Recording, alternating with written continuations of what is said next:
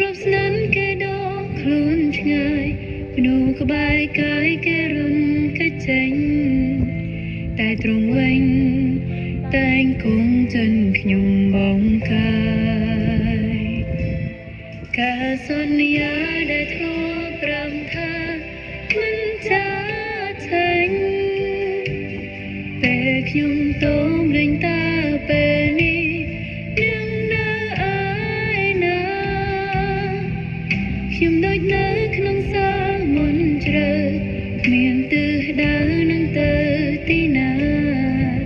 តែទ្រង់លោកហៅថាមកត្រកងបី